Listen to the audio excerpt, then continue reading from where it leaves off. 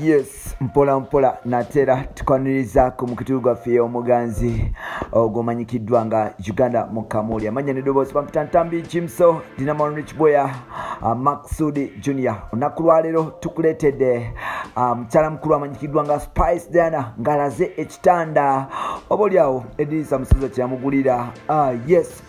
kyamugulira era nga kitanda kino avaayo akiraga Rema Namakula. Spice agamba ali mukwano omukutivu ddala ne Ekenzo mbu bali mukwano ogwaddala. Bino tubifuna mu tiimu Spice Diana, tubifuna mu tiimu Rema, tubifuna mu tiimu Edisa Musuza era nga engambo zitambuzibwa. Oli mu system za Uganda mu Kamoli tumiddeko Taliwa nga manager Roger ne batali abantu mwebale kuba nti mwekomera wano mwebale kuba nti mutambula naffe mwebale kuba nti mwekomera ku Uganda mu Kamoli. Subscribe wataka kuba nti osubscribinga nawe ya subscribing edda ngamba kekasero bere nti osubscribing atambule ffe nampola mpola mukutu gulego mba gwita Uganda mu Kamoli. Pampita Ntambi Jimso. You can follow me on Facebook Nkosa Ntambi Jimso, then ku Instagram Nkosa Ntambi Jimso 5, then ku Twitter Nkosa Jimso 6. Nogade mukubanti mugana wange ongattako mpola mpola nange ngattako netambula ffe olunaku aliro nkuleetedde Spice Diana kwogata. Yes, Edisa Musuza kwogata ne mukyala mukulu amanyikiddwa nga Rema Namakula. Yes, fena tukimanyi nti ennaku zino system waliwo engambo ezitambula eziraga nga musajja mukulu amanyikiddwa nga Edisa Musuza bali mu system zamana mwala amanyikiddwa nga Namkwaya Hajara aka Spice Diana. Era nga Spice Diana kitebeeza okuba nti bwatyo yasikira Rema era nga ennaku zino Spice yali mu system za Rema za Kenzo. Yes, Spice kitebeeza okuba mbu yajjanjaba omuntu wa wansi wa Kenzo. Simanyi oba kituufu oba si kituufu manager Roger yaddemu okuba nti atubuuza naye nga ate batugamba nti Spice ennaku zino yali mu system za Edisa Musuza era nga Spice ne Musuza omukwano gobasaza mukabo. Spice y'omu ku bakyala abaleka Kenzo nga basabaladde, y'omu ku bakyala abasuuza Edisa Musuza ku munkekera nga Kenzo asobola okukola kintu kyonna ku lwa Spice Diana. Then mukuba nti n'omukyala yagenda Rema Namakula. Yes, awo kiragira ddala nti obaolyawo system eno musajja mukulu asobola okuba nti ajingira mpola mpola. Tujjukire nti wabaddewo engambo ezitambula nti Spice ne Rema anab'ekitu tebakwatagana era nga twalaba ku mikolo nti oba olyawo Spice tebamwita naye nga ate Spice bagenda ne Rema ku patemu oba olyawo yes kupatemu okwanjula anabekito Rema nasanga Spice ne beebuuzaako ne bebbongako era nga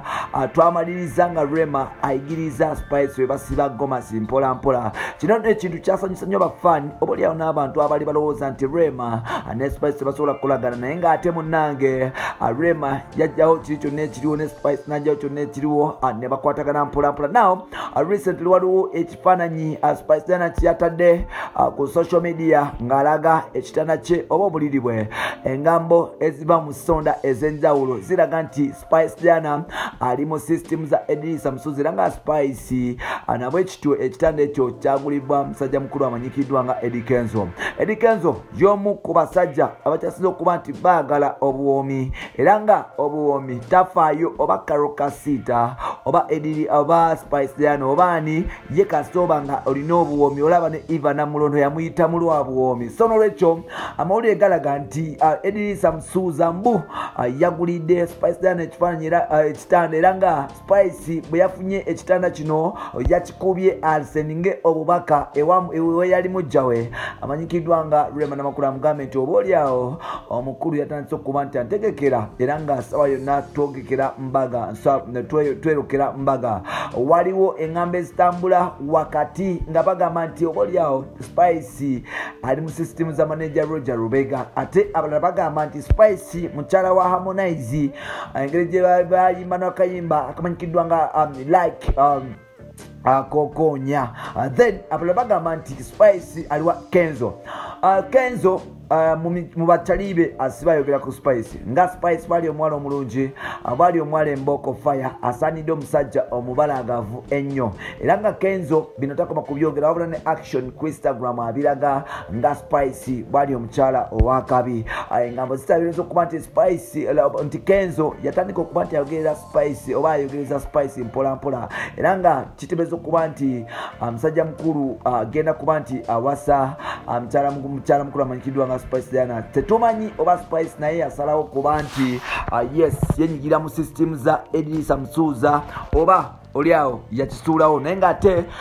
twakitegereko nti Kenzo tagivinga nga app yatandise okuba nti atonera Spice Diana ebirabo era nga yamugulitsa okedde kuba nti yamugulira ebintu bya mu nnyumba okuli entebe okuli yes amasuuka kogata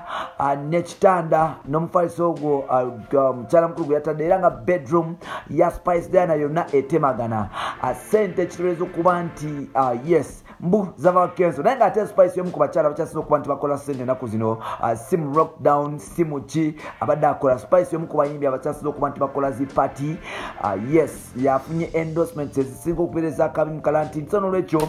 maybe yazizze mu ntuyoze ng'amawulire oba oliawo gatambula naye ng'ate kiraga nti omukulu Kenzo ali mu system za Spice era nga tayagalira ddala muntu yenna akwatako Spice wanono kiraga nti musajja mukulu amanyikiddwa nga Musuuza kyagoba akimanyi byebyebife wa Spice tugenda kuleetera olutalo olulala kugambye omukutu guli gumu baguyita Uganda mu Kamoli subscribe nga tambule fenna mpola mpola twakugamba nti tuleeta palapasi twasala okuba nti kuleetera bwino ne information ezitambula mu ggwanga olunaku lwaleero DJ Jacobo avuddeyo n'agamba Kasuku nti Kasuku nekyaliwo amanyikiddwa nga Eddie Kenzo Monveko era agambye Edisa Msuuza agambye Eddie Sendi mukozi munne kwe bakola ku Daily Monitor amatamanyi Jacobo y'omu ku bannamawulire abasooka okuba nti baleeta entertainment news wano eziri locally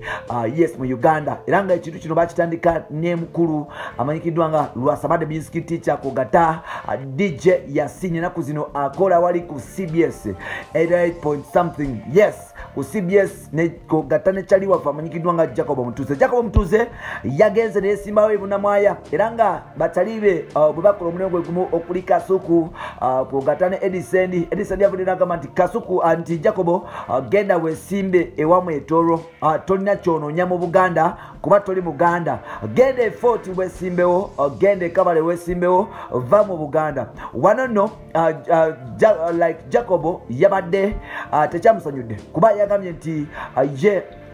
kirizibwa okwesimbawo mu Uganda kuba munnauganda atalina nsonga lwaki omuntu atandika okuba nti amulagira okuba nti agenda yesimbewo yonna gyamugamba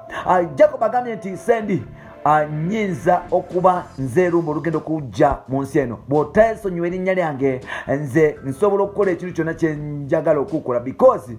tonakola byange Jacobo alangidde Sendi okubeera omukopi omunanfuusi n'okwagala okukola tribalism oba oliawo n'okusosola mu mawanga Jacob agamba nti ye ebbanga lyakoze aze akola ebintu bye era nga bano abavubuka okuli Kasuku ne Eddie Sendi namukadde baagala kuba nti oba oliawo beeyingiza mu mulimu gwe n'okuba nti beegomba ye kyeyakola kyeyatandika bakikopye nga bo bakadde ye yabikola nga bato Jacob agambye nti gwe Sendi oli musajja mukulu tolina kyogamba walemererwa olimbalimba abantu mbu ofuna million simanyi mmeka kumbe nga ku Dembe FM ofunya $3,000 bigambo bya DJ Jacob Mutuze Jacob y'omu ku bavubuka abakyasinza okubeera humble nga tomutambadde era nga Jacob y'omu ku bavubuka abakyasinza okubeera understanding mu Uganda betukyasinza okubeera nabo naye nga ate avuddeko agambye nti Sendi agezako okuba nti amulinnyako ku kagere wano ne wali era agezako okuba nti amunafe n'okuba nti amuzule n'okuba nti amuvuma buli kaseera Jacob agamba nti bino ebintu Sendi byakola olw'okuba waliwo kyaliwe eyamusasudde $2,000,000 babawadde akakadde kamu banafuye abeesimbyewo mbu Kasuku bamuwadde akakadde kalamba kogata n'ekyali amanyikiddwa nga yes Eddie Sendi bamuwaddeyo akasente booliawo abeere nga akuma mu bantu omuliro okuli yes Erubaga North yavuddeyo ne bagamba nti musajja mukulu Abeti Kamya waliwo amesimbyeko Simonya Peter Matimba Apple amesimbyeko ng'agamba nti Sendi agamba nti abantu abatali Baganda bagende besimbewo gye bava balekerawo okuyiikiriza abantu gye babeera bajje besimbe mu Buganda era nga Sendi agamba nti Buganda ya Baganda gwe Jacob Omutuze ati zibizwe simanyi kyaligonza wanaleero agende wamu etoro oesimbewo like Jacob agambye nti Sendi you're very unprofessional oli munnamawulire naye omusirusiru era munnamawulire atategeera era Jacob agamba nti Sendi talina nyumba mwavu muzibu. Yes, ye yaguza lujo BMW z'Africa zonna sizize mbuza taliwe amulangidde muganda we amanyikiddwa nga Andrew Bernard Kibuuka okuba nti mubbi muzibu era ajja kubagamba nti Sendi ne Kibuuka babbye abayimbi ne babaleka ku ttaka. Jacob agamba nti Kibuuka Kogata ne yes Sendi babbye abayimbi ba Uganda okubasuula okubaza emabega ngono agamba nti mbu nga bayita mu kitongole kimanyikiddwa nga yes performance manya bichi UPRS Kogata president wa art something like that omanyise yes mukulu wa Sendi amanyikiddwa nga mzee Andrew Bernard Kibuuka yomuko akwasaganya ebya performance asono lecho agamba nti Jacob agamba nti bano babye sente z'abayimbi ne banakatemba bakunakuna naye ate ali ku Jacob eyekolera sente ze mpola mpola ng'ate azikola mwalale. DJ Jacob Mutuze yomuko bavubuka baredi abakyasiza okubanga bagalwa abantu babulijjo abayimbi Kogata n'abantu babulijjo okuba ayogera ku nsonga ezibakwatako. Sendi mukola analysis ko political yes ko political crisis ne political yes fever eri mu ggwanga afunira agamba nti alaba abasajja ng'aba Jacob besibye mu Buganda si Baganda bagende ewaabwe batandike okuba nti bawereze ewaabwe. Buganda erina abantu baayo so nolwekyo abantu nga yes ba Apollo ba Jacob simanya bani badembo kuba nti bagende ewaabwe agane nti omunyankole agende munyankole omusoga agende busoga era yes no Muganda asigale mu Buganda omudama agende Budama n'abasigadde obwe batyo. Kino Jacob agambye nti kana akamanyiro ka Sendi kagezako kuba nti yaleeta atajja kamanyira. Jacob agambye nti asobola okukwata namukadde Sendi n'amukuba empi n'abula kyamukola because musajja mukulu ayagala kwebuza amagezi n'okuba nti ayagala kukuma mu bantu n'okuba nti ayonona eggwanga lyatu Uganda. Tujjukire nti tugenda mu 2021 elections akalulu kawuba abantu waliwo ebintu bingi ebigenda mu maaso so nolwekyo ojja sigala wano nga tukuwa update mpola mpola tugende mu maaso nokubeere nti obifuna mpola mpola tugamba nti tuleeta parapase